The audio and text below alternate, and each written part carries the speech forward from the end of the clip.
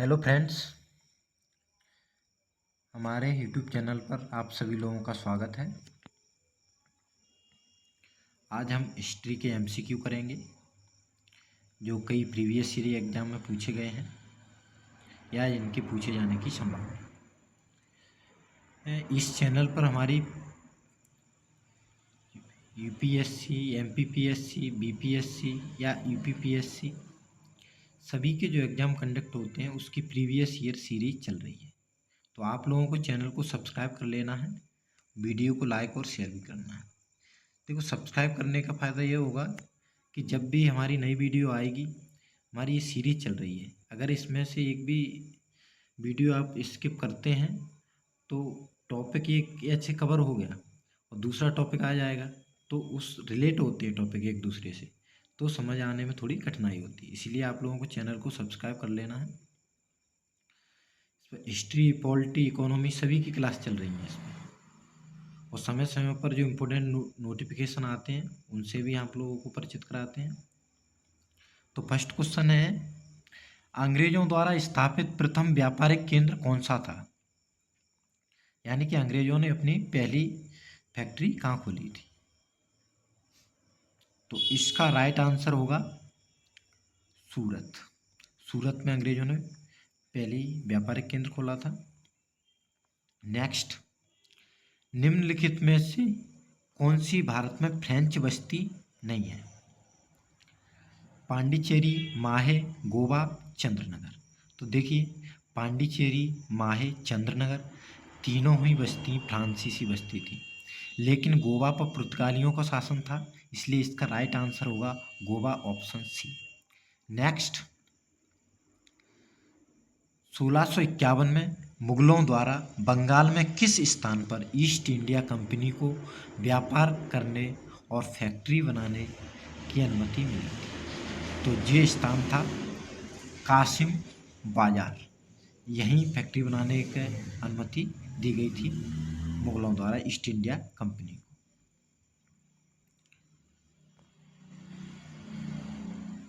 Next question है, भारत में आलू की फसल शुरू की थी अंग्रेजों ने, हॉलैंड वालों ने, पुर्तगालियों ने, फ्रांसीसियों ने? देखिए, भारत में सबसे पहले पुर्तगाली आए थे व्यापार करने के लिए, और आलू की फसल भी इन्होंने शुरू की थी। तो इसका राइट आंसर होगा ऑप्शन सी, पुर्तगाली।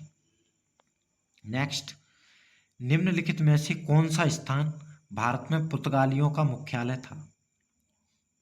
तो अभी हमने देखा था पिछले क्वेश्चन में कि गोवा पर किसका शासन था? पुर्तगालियों का। तो मुख्यालय भी गोवा ही होगा। इसका राइट आंसर होगा B, Goa. Next, French East India Company का गठन कब हुआ था? देखो, सबसे पहले अंग्रेज आए थे, फिर उसके बाद डच आए, डेनिश भी आए थे, और फ्रांसीसी आए। तो फ्रांसीसी ईस्ट इंडिया कंपनी का गठन हुआ था 1664 ईस्वी में। तो इसका राइट आंसर होगा ऑप्शन सी, 1664 ईस्वी। नेक्स्ट, निम्नलिखित में से किस यूरोपीय ने भारत में सबसे पहले अपना व्यापार फैलाया और प्रभावित किया? तो सबसे पहले किसने फैलाया था व्यापार? पुर्तगालियों ने। तो इसका राइट आंसर होगा ऑप्शन डी, पुर्तगाली।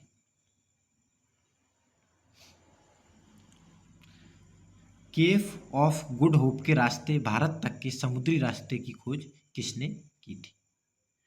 तो आप लोग जानते हैं वास्को डी गामा भारत आए थे और इन्होंने केप ऑफ गुड होप जो अफ्रीका में उसके रास्ते भारत की खोज की थी।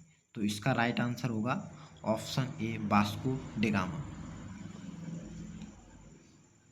नेक्स्ट क्वेश्चन है, भारत में पुर्तगाली सत्ता की वास्तविक नींव रखने वाले महानतम पुर्तगाली गवर्नर थे? तो ये भारत की खोज तो वास्को डी गामा ने की थी, लेकिन वास्तव में जो पुर्तगाली सत्ता की नींव रखी थी वो रखी थी सम्राट अल्बुकर्क ने। ये थे फ्रांसिस्को डी अल्बुकर्क, इन्होंने वास्तविक सत्ता की नींव रखी थी। नेक्स्ट क्वेश्चन, तीसरे आंग्ल मैसूर युद्ध को समाप्त करने के लिए टीपू सुल्तान ने अंग्रेजों के साथ निम्नलिखित में से कौन सी संधि की थी? तो तीसरा आंग्ल मैसूर युद्ध हुआ था, तो इसमें अंग्रेजों के साथ श्रीरंगपट्टनम की संधि हुई थी। नेक्स्ट क्वेश्चन, खालसा की स्थापना किसने की थी? तो खालसा की स्थापना की थी गुरु नानक ने।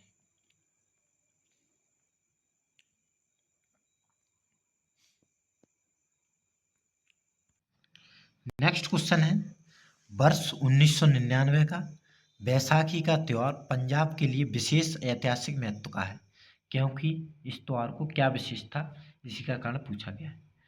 ये इस त्यौहार पर खालसा पंथ की स्थापना को 300 वर्ष पूरे हो गए हैं।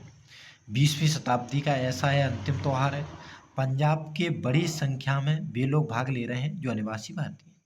तो 1999 का बैसाखी का त्यौहार पंजाब के लिए विशेष ऐतिहासिक महत्व का क्या है, क्योंकि इस दिन इस त्यौहार पर खालसा पंथ की स्थापना को 300 वर्ष पूरे हो गए थे।